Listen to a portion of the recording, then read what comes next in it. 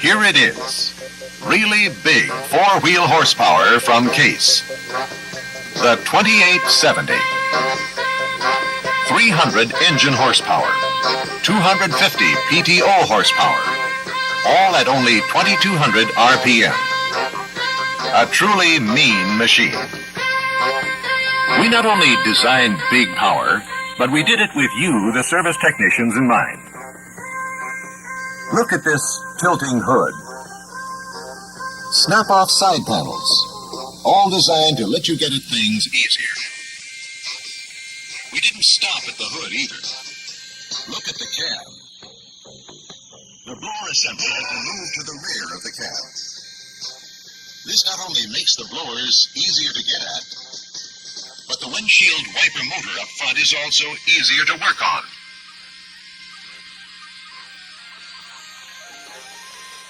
Look at this new instrument panel.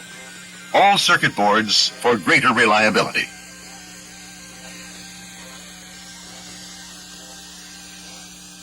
And plug-ins, too, for easier removal, just in case.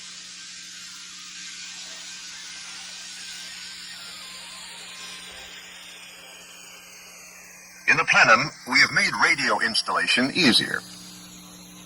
No more holes to drill to install the radio. Just remove a plate and slide it in and hook up the wires. The speakers are built in and standard in all cabs, including the wiring. On tractors built after January 1977, there won't even be a need for an antenna. The cab filter box will be the antenna, with the antenna wire already installed. Let's continue our tour of the tractor, starting at the radiator. The radiator is designed to handle this horsepower. Just look at the size of it. 44-quart capacity. Next, the engine. 674 cubic inches with a 5-inch bore and 5.7-inch stroke. A lugging fool. Service information on the engine is covered in a special program devoted entirely to just the engine. We've even designed serviceability into the engine and radiator removal. They can be removed as a unit if it becomes necessary to work on the power shift. Now that we've worked our way down to the power shift, let's take a look at some of the changes. We will point out the areas that will most affect your service procedures.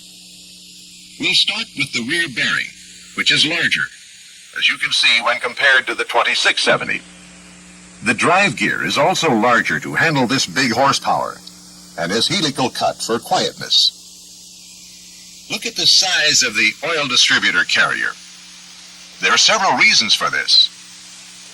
First is support. The bearing in the 2870 carrier is a double row ball bearing compared to the single row used in the other four-wheel drive power shifts. Second, C2 and C3 clutches have separate lube circuits. This ensures a full flow of lube oil to the engaged clutch, regardless of the mode of the other clutch. A must with the loads this tractor can pull.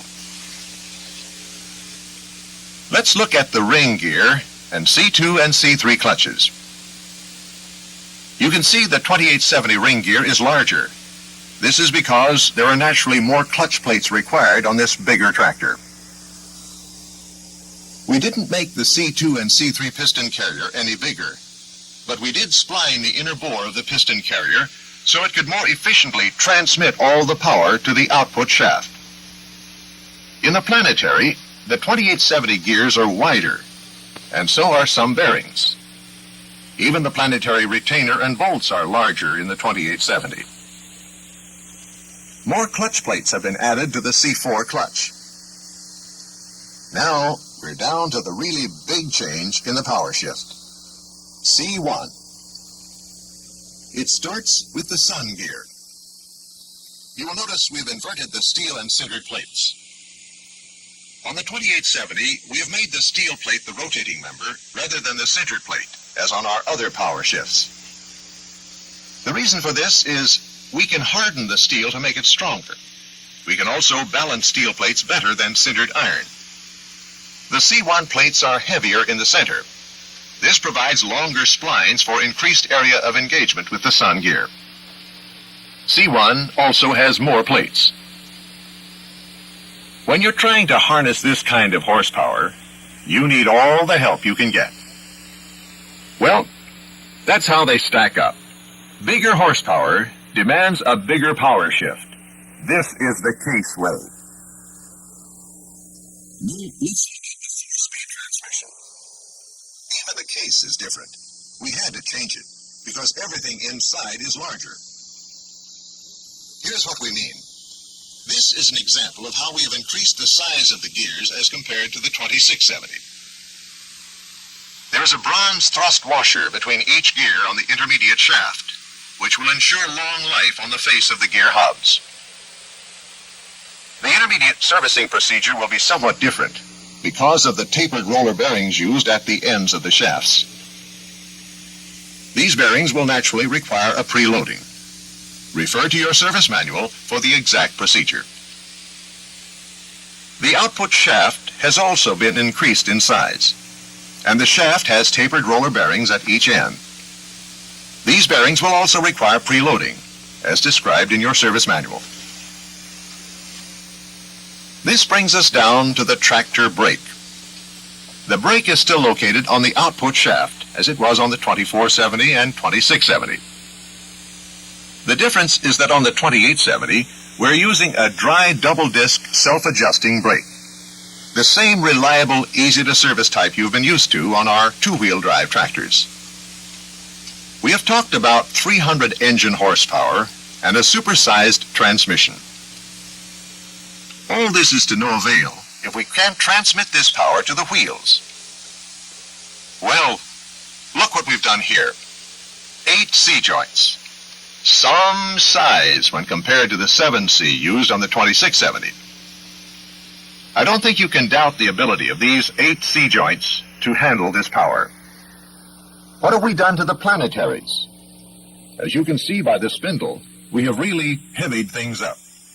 In fact, there's one assembly precaution that must be observed because the spindle casting is heavier. And that is that the large relief on the back of the casting must be aligned with the kingpin area of the trunnion. If you don't line this relief area up properly, the spindle will bind on the casting. On the front spindles, the eyebrow relief eliminates interference between the U-joint and the casting when the wheel is fully turned. We've now covered the major differences in the driveline. Let's take a look at the hydraulic system. The capacity of the triple pump is 44 gallons per minute. The oil flow to the hydraulic remote valves and hitch system is 17 gallons per minute from the intermediate pump section. But we have a new wrinkle on the 2870. We are adding to this 17 gallons per minute 5 more gallons from the third pump section. This makes 22 gallons per minute available to the tractor hydraulic system. This ought to help wrestle those big implements out at the headlands. There are some differences in the steering hydraulics on the 2870. We have added a constant ratio flow divider to the steering system. This flow divider splits up the oil from the triple pump. 70% goes to the front steering and 30% goes to the rear. The flow divider is a simple piston-type valve with fixed orifices that always send 70% flow to the front and 30% to the rear. A feature that gives smoothness and reduced effort to the rear steering at all engine RPMs. A unique feature of this valve is that it always provides flow to the front wheel steering system. Here's how it works. Should the rear wheels be against relief, the increased pressure from the rear steering circuit moves the piston and closes off the lands to the front steering. But the oil can continue to flow through the fixed orifice between the lands to supply the front steering. After you try it, you will have to agree that steering on the 2870 is really positive and smooth. The PTO on the 2870 is different too. First, we have designed the clutch to work like the 1570 with a hydraulic on spring release brake. Second, in addition to the brake, You're going to need this 1.75" diameter PTO shaft to handle these big PTO loads. We have covered most of the new features in some detail, but naturally we didn't get them all. So, to make sure nobody is disappointed, here is a quick look at the rest of the goodies. Headlights in the grille. A door-operated dome light. Look at the size of this tie rod. 150-gallon fuel tank capacity. Larger cab. We think we have it all together to make a leader in big power four-wheel drives. The 2870.